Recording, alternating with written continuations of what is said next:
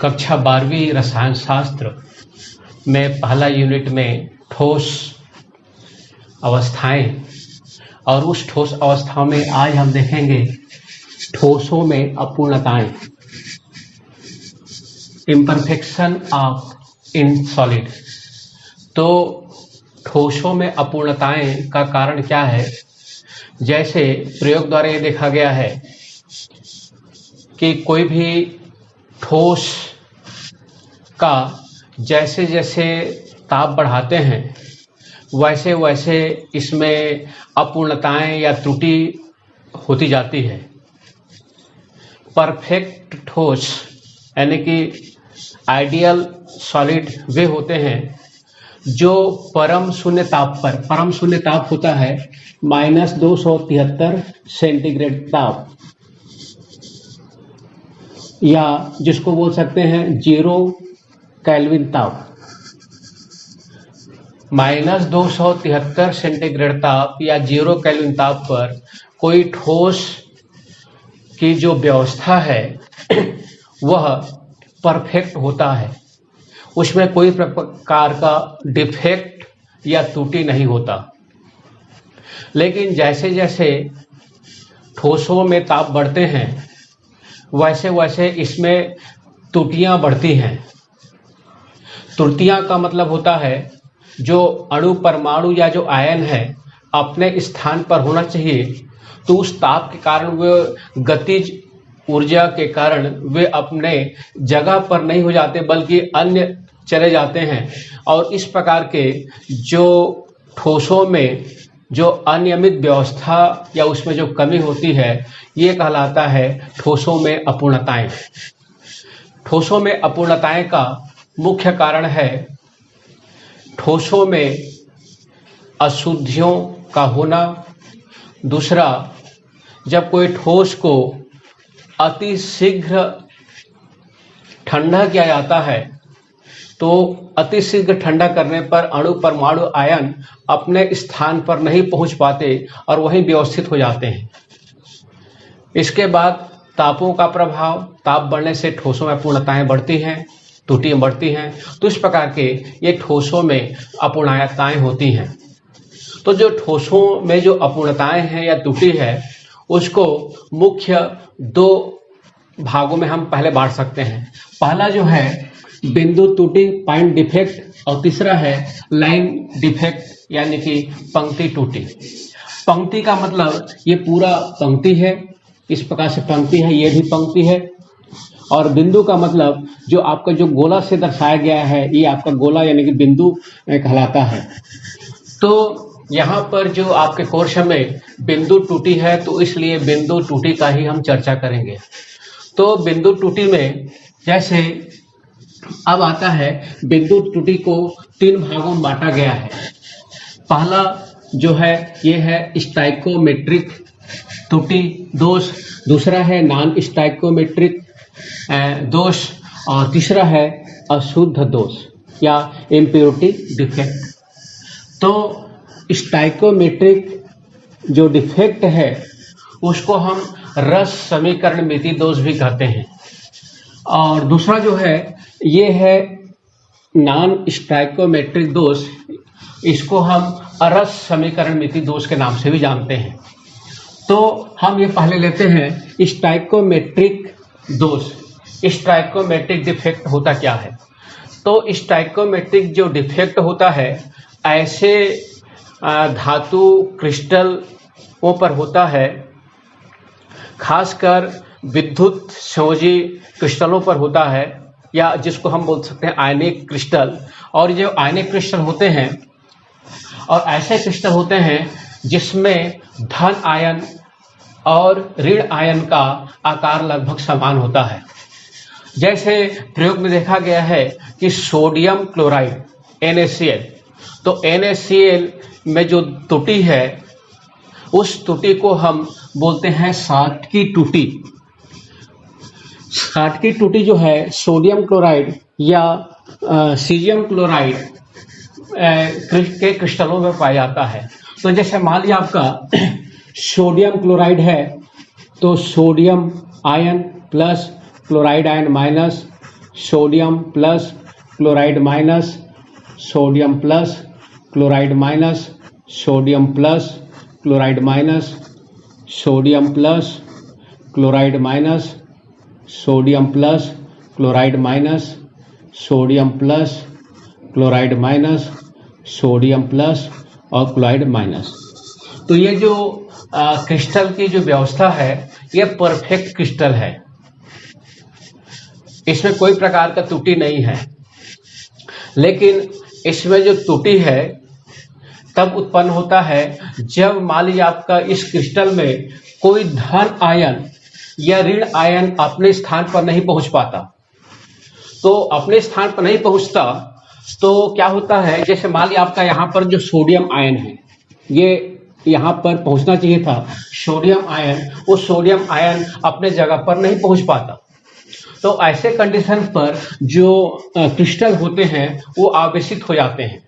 मतलब वो आवेशित का मतलब जैसे आपका यहाँ पर देख रहे हैं जो सोडियम आयन जो है 8 है और क्लोराइड आयन भी 8 होना चाहिए परफेक्ट में, लेकिन यहाँ पर सोडियम आयन 7 हो गया, क्लोराइड आयन 8 हो गया। तो क्लोराइड आयन मतलब माइनस की संख्या बढ़ गई। तो ऐसे कंडीशन पर विद्युत उदासीनता बनाए रखने के लिए यहाँ से एक क्लोराइड आयन अपने स्थान से भी ये हट जाता है।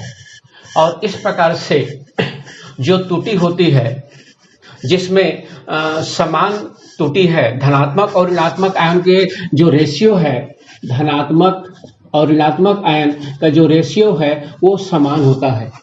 तो इस प्रकार के जो त्रुटि होती है ये कहलाता है शाटकी त्रुटि।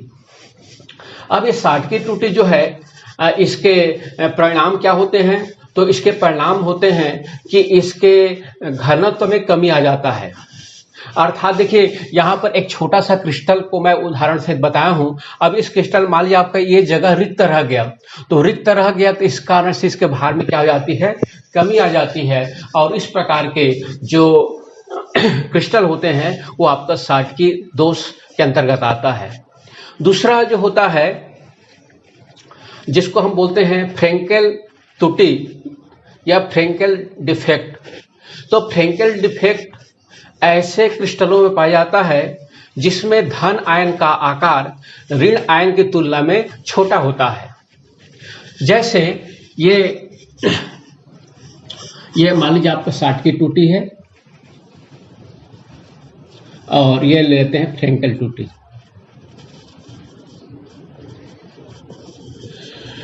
तो फ्रेंकेल त्रुटि में जैसे मान लीजिए आपका सिल्वर क्लोराइड है, एग्जाम्पल लेते हैं silver Ag plus chloride minus Ag plus chloride minus Ag plus chloride minus Ag plus chloride minus Ag plus chloride minus Ag plus chloride minus Ag plus chloride minus Ag plus chloride minus.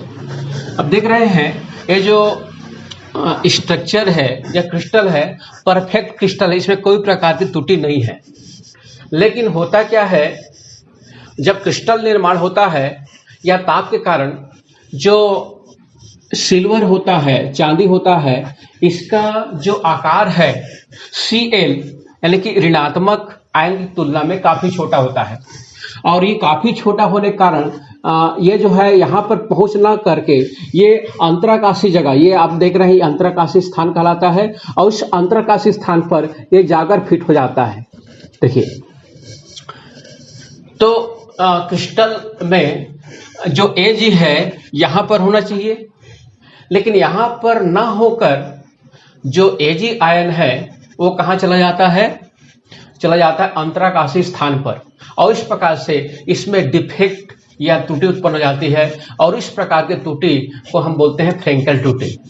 अब इस फ्रेंकेल त्रुटि का प्रभाव क्या होता है? इसका प्रभाव होता है इसके घनत्व में कोई परिवर्तन नहीं होता। देखिए इसके जो जितने आयन हैं वो उसके अंदर ही हैं, जालक के अंदर ही हैं, इसलिए इसके भार में या इसके घनत्व में कोई प्रकार का परिवर्तन नहीं होता। जबकि आप शाटकी त्रुटि में देख रहे हैं इसके घनत्व में कमी आ जाती है, भार कम हो जाता है, लेकिन यहाँ पर इसमें कोई प्रकार का परिवर्तन नहीं होता क्योंकि यहाँ के स्थान पर यहाँ पर आ जाता है, अंतराकाशीय स्थान पर आ जाता है, तो इस प्रकार के जो त्रुटि होता है उस त्रुटि को हम बोलते हैं फ्रेंकेल त्रुटि। तो आपने देखा कि जो रस समीकरण मिति दोष और रस समीकरण मिति दोष में होता क्या है कि धन आयन और ऋण आयन का जो रेशियो है वो समान रहता है, मतलब जितना धन आयन होता है उतना ही ऋण आयन होता है। यहाँ पर भी देख रहे हैं, यहाँ पर धन आयन 8 है तो ऋण आयन भी 8 है, यहाँ पर देख रहे हैं धन आयन 7 है तो ऋण आयन भी 7 है। तो इस प्रकार के जो त्रुटि है उसको बोलते हैं रस समीकरण मिति दोष या साठ की त्रुटि। अब देखते हैं नॉन स्टाइकोमेट्रिक डिफेक्ट या अरस समीकरण मिति दोष क्या है। तो अरस समीकरण मिति दोष हम यहां पर देखेंगे, ये यहां पर दो भागों में बांटा गया है, धातु के अधिक की मात्रा या जिसको बोल सकते हैं ऋण आयन रिक्तियां, या दूसरा होता है धातु की कमी या अतिरिक्त ऋण आयन की उपस्थिति के कारण। तो ऐसा जो त्रुटि है, जैसे मान लीजिए इसी में हम इसको ले सकते हैं, इस त्रुटि को, जैसे कोई भी धन आयन या ऋण आयन है, तो जैसे मान लीजिए आपका ये, जैसे मान लेते हैं ए जो है ये प्लस आयन को दर्शा दें और बी जो है ये माइनस आयन को दर्शा दें। तो इसी प्रकार से ए जो है plus ion, B minus ion, A plus ion, B minus ion, B minus ion, A plus ion, B minus ion, तो इस प्रकार से।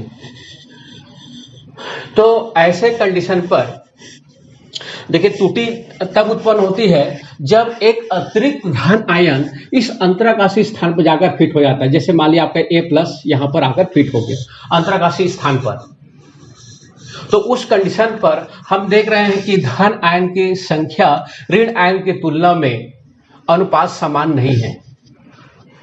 मतलब यहां पर हम देख रहे हैं धन आयन आपका 9 हो जाएगा, धन आयन ये संख्या 9 हो गया, जबकि ऋण आयन की संख्या क्या हो गया 8 है। अब देखिए यहां पर रेशियो समान नहीं है। जैसे होता क्या है, जैसे आयरन ऑक्साइड पर, जैसे हम एग्जांपल लें FeO, तो FeO अधिकतर हम सूत्र लिखते हैं FeO आयरन ऑक्साइड का, तो यहां पर धन आयन की अधिकता है और ऋण आयन कमी है। मान लिया आपका यदि हम इसको लिखें तो 0.98, इसका मतलब ये हुआ कि आयरन का 1 या 100 की तुलना में, आयरन के 100 अणुओं की तुलना में जो ऑक्सीजन है कितना है 98 अणु है, या परमाणु है या कण है, कुछ भी ले सकते हैं। तो यहां पर इस प्रकार से हम देख रहे हैं कि ऐसा स्थिति में धन आयन की आधिक्य है। तो विलयन उदासीन बनाने के लिए क्या करता है कि यहां पर भी सभी में है आपका, यहां बी माइनस आयन है, ए प्लस आयन है, तो यहां पर विलयन उदासीन बनाने के लिए क्या करता है, देखिए यहां पर इसकी संख्या ज्यादा है, मतलब ये आपका धन आवेशित हो जाएगा। तो ऐसे कंडीशन पर कोई इलेक्ट्रॉन यहां पर प्रवेश कर जाता है, ये आपका, और यहां पर जितना आवेश है, आवेश का मतलब जितना धन है उतना ऋण है। अब देखिए मतलब परमाणु की संख्या जो है आपका, अनुपात इसका देखें तो ए का 9 है और बी का 8 है, लेकिन जो आवेश है प्लस और माइनस का जो आवेश है वो समान है, 9 और अनुपात 9 है। तभी विलयन क्या होगा, या तभी क्रिस्टल जो होगा उदासीन होगा। तो इस प्रकार से आपने देखा कि यहां पर धातु की आधिक्य है। अब दूसरा कंडीशन पर देखते हैं, तो यहां पर जैसे ये बताया गया है, यहां पर जो स्टाइकोमेट्रिक जो दोष होता है वो ए बी रेशियो समान होते हैं, लेकिन यहां पर ए और बी का रेशियो समान नहीं है। जैसे यहां पर ए बी की रेशियो आप देख रहे हैं 9:8 है, या 1000:98 है, जो भी ले सकते हैं। तो दूसरा जो होता है धातु की कमी। अब धातु की कमी में हम देखेंगे, जैसे मान लीजिए आपका ये सिल्वर क्लोराइड क्रिस्टल है, उसमें मान लीजिए आपका कोई इनप्योरिटी है स्ट्रांसियम क्लोराइड का SrCl2 का, तो SrCl2 का जो यहां पर अशुद्धियां हैं, तो यहां पर ले लें Sr 2+।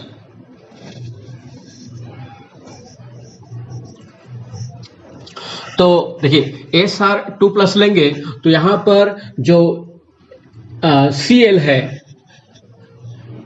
धातु की कमी, तो यहां पर हम कोई भी एक Cl को हटा देते हैं। देखिए तो Ag हटाएंगे तो होगा क्या, अब यहां पर देखिए Ag कितना है, Ag है आपके 6, 1 2 3 4 5 और 6। Ag आयन है 6+6 और Sr आयन है, Sr स्टांसियम है 2+। तो प्लस कितना हो गया, 6 और 2 8, 8+ हो गया। तो 8+ है तो माइनस भी 8 होना चाहिए। तो -8 देखिए 1 2 3 4 5 6 7 8, ठीक है। तो यहां पर माइनस मतलब Cl, ये भी संख्या कितना है, 8 है। तो 8+ है तो 8 क्या है, माइनस है। तो ऐसे कंडीशन पर देखिए यहां पर धातु की जो संख्या है, धातु की संख्या कितना हो गया, 1 2 3 4 5 6 7। धातु की संख्या हो गया मतलब 6 Ag है और 1 स्टांसियम है, तो टोटल हो गया धातु की संख्या 7 और अधातु की संख्या 8। तो किसकी संख्या अधिक है, अधातु की, अधातु की संख्या अधिक है। तो उसी को हम कहेंगे धातु में कमी दोष। देखिए धातु जो है 7 है ये कम है और यहां पर अधातु क्या है, अधिक है। या इसी को हम ले सकते हैं अतिरिक्त ऋण आयन की उपस्थिति, ठीक है। अतिरिक्त ऋण आयन का मतलब यह हुआ कि आपका 7 की तुलना में ऋण आयन क्या है, 8 है। तो इस प्रकार से आपने देखा कि नॉन स्टोइकोमेट्रिक जो डिफेक्ट होता है वह 2 प्रकार का होता है। पहला जो है या धातु की मात्रा अधिक और दूसरा स्थिति में होता है धातु की मात्रा में कमी। तो इस प्रकार के ये जो त्रुटि होता है उसको हम बोलते हैं नॉन स्टोइकोमेट्रिक त्रुटि। और इसमें जो रेशियो होता है धन आयन और ऋण आयन का रेशियो जो है समान नहीं होता, बल्कि एक का रेशियो दूसरे के रेशियो से अधिक होता है। और इसलिए इसके सामान्य सूत्र को जैसे FeO आयरन ऑक्साइड ना लिखकर Fe वो इस प्रकार से लिखते हैं या ऐसे लिख सकते हैं F95.O या ऐसे ही लिख सकते हैं। तो इस प्रकार के यहाँ पर हम देखेंगे, यहाँ पर धातु की मात्रा अधिक है, यहाँ पर देख रहे हैं धातु की मात्रा कम है। तो इस प्रकार के जो त्रुटि को ये व्यक्त करता है उसको बोलते हैं नॉन स्टोइकोमेट्रिक त्रुटि। अब आता है तीसरा अशुद्धियां त्रुटि या इम्प्योरिटी डिफेक्ट। तो अशुद्धियां त्रुटि क्या होता है, उसका भी यहीं पर हम इस्तेमाल कर सकते हैं। ये अशुद्धियां त्रुटि के अंतर्गत आता है। जैसे मान लिया आपका सोडियम क्लोराइड है, ये आपको सोडियम क्लोराइड ले लें, sodium chloride, sodium chloride, chloride, sodium, sodium Na, chloride, sodium Na। Ag को हमने Na बना दिया, सोडियम बना दिया। अब देखिए सोडियम क्लोराइड में यदि हम कुछ मात्रा में सोडियम क्लोराइड के क्रिस्टल में कुछ मात्रा में स्टांसियम क्लोराइड मिला दें और दोनों को लेकर पिघला दें, तो पिघलाएंगे तो इस प्रकार के अशुद्धियां आपको दिखाई देगी। और उस प्रकार की अशुद्धियों को हम बोलते हैं रासायनिक अशुद्धियां। बाकी जो चित्र है सेम आपका है, सोडियम क्लोराइड है सब में, और एक सोडियम क्लोराइड की जगह में हम लगा दिए क्या है, स्टांसियम क्लोराइड। तो स्टांसियम क्लोराइड लगाएंगे तो स्टांसियम क्लोराइड का सूत्र होता है SrCl और सोडियम क्लोराइड NaCl। तो इसके 2 अणुओं की तुलना में इसका 1 अणु लगाएंगे, क्योंकि स्टांसियम की जो संयोजकता +1 होता है और सोडियम की संयोजकता +1 और स्टांसियम का +2 होता है। तो इस प्रकार के यदि हम सोडियम क्लोराइड के क्रिस्टल में स्टांसियम क्लोराइड की अशुद्धि मिला दें तो इस प्रकार के जो दोष होता है उसको हम कहते हैं रासायनिक त्रुटि। अब रासायनिक त्रुटि भी कह सकते हैं या फिर अशुद्धिया त्रुटि, दोनों नाम से जानते हैं इसको। रासायनिक अशुद्धिया त्रुटि भी कह सकते हैं, रासायनिक दोष और भी हो सकते हैं। और होता है जैसे मान लीजिए हम अर्धचालक देखते हैं, तो जो ठोसों में जो विद्युत की चालकता है उसको 3 वर्गों में बांटा गया है, चालक, अर्धचालक और कुचालक।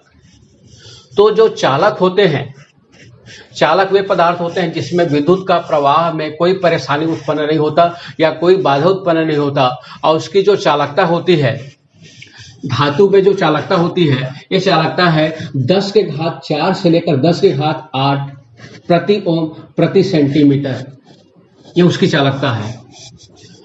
तो ये उसकी चालकता है। कुचालक में हम देखते हैं उसकी जो चालकता है वह होता है 10 घात -10 से लेकर 10 घात -20 प्रति ओम प्रति सेंटीमीटर। अब इन दोनों के बीच में होता है अर्धचालक। तो अर्धचालक जैसे देखेंगे, इसकी जो चालकता होती है 10 के घात -6 से लेकर 10 के घात 4 प्रति ओम प्रति सेंटीमीटर होता है। तो ये तो होगी इसकी चालकता। तो जो सेमीकंडक्टर होते हैं, जो अर्धचालक होते हैं, उसका उपयोग दैनिक जीवन में बहुत ही अहम इस्तेमाल होता है, उसका अहम स्थान है। जैसे जितने भी प्रकार के इलेक्ट्रॉनिक सामान होते हैं, टीवी है, कंप्यूटर है, लैपटॉप है, मोबाइल है, इन सभी में जो डायोड है या आईसी जो लगाया जाता है वो सेमीकंडक्टर का बना होता है। तो जो सेमीकंडक्टर होता है उसको हम समझे क्या है सेमीकंडक्टर। तो जैसे मान लिया आपका जो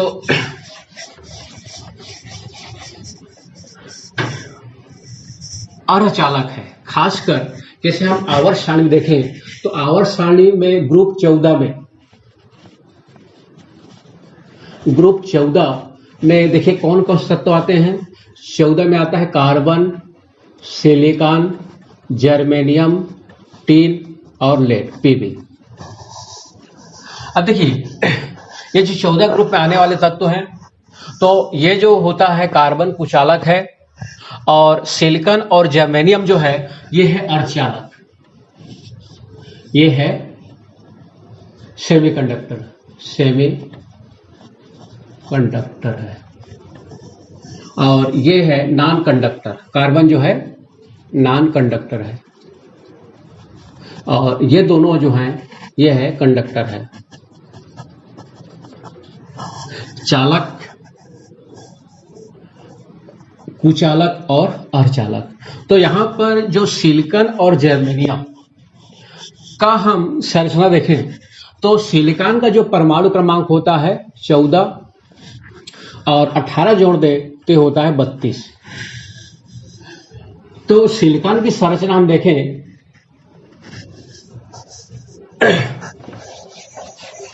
तो सिलिकॉन का जो इलेक्ट्रॉनिक विन्यास होता है 1s2 2s2 2p6 3s, तो ये 14 होना चाहिए। ये हो गया आपका 4 बज गया 2 और 3p हो गया 2। देखिए 2 8 और 4 14 हो गया। तो यहां पर हम देखते हैं जो तीसरा कक्ष होता है सिलिकॉन का, उसमें 4 इलेक्ट्रॉन होते हैं। ये आपके 4 इलेक्ट्रॉन 1 2 3 और 4। तो जब कोई भी धातु जब शुद्ध होता है तो इस प्रकार से अन्य सिलिकॉन से जुड़ा हुआ है। देखिए यहाँ सिलिकॉन, यहाँ पर भी सिलिकॉन, यहाँ पर भी सिलिकॉन, यहाँ पर भी सिलिकॉन।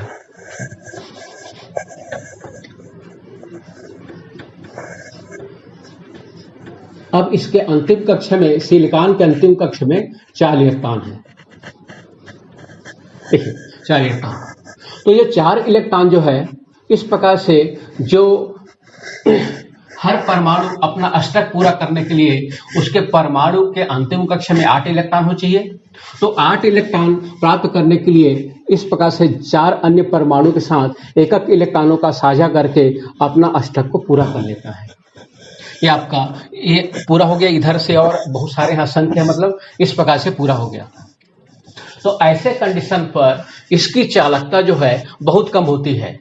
क्यों बहुत कम होती है? क्योंकि इसमें जो इलेक्ट्रॉन होते हैं पूरा एक दूसरे से बंधे होते हैं, इसमें कोई भी इलेक्ट्रॉन फ्री नहीं है, न इसमें कोई भी पॉजिटिव या होल नहीं है। इस कारण से इसकी चालकता बहुत ही कम होती है, और इस कम को हम इस रेंज में लेते हैं 10⁻⁻⁶ से लेकर 10⁴ प्रति ओम प्रति सेंटीमीटर इनवर्स, और ये अर्धचालक होते हैं।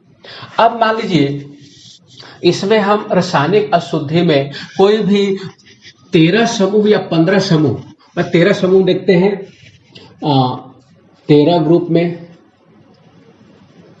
कौन कौन तो आते हैं? 13 में आते हैं बोरान है, एल्युमिनियम है, गैलियम है, इंडियम है और थाइडियम है। और 15 ग्रुप में आने वाले जो तत्व होते हैं ये है नाइट्रोजन है, फास्फोरस है, आर्सेनिक है, एंटीमनी है और ये बिस्मथ है। तो जैसे मान लीजिए यदि हम 15 समूह के तत्व मिला दें इसमें कुछ मात्रा में, जैसे 15 समूह के जैसे आर्सेनिक मिला दिए, तो आर्सेनिक मिला दिए तो जैसे यहां पर भी और चाहे तो बना सकते हैं सिलिकॉन, सिलिकॉन, सिलिकॉन।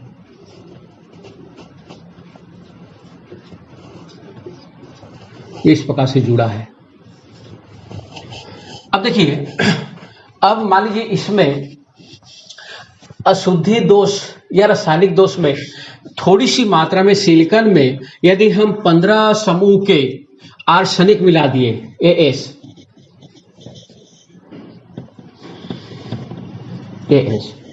आर्सेनिक मिला दिए, तो आर्सेनिक मिलाते हैं तो इसमें जो इसकी कह सकते हैं कि परमाणु क्रमांक 33 होता है, तो अंतिम कक्षा में 5 इलेक्ट्रॉन होते हैं।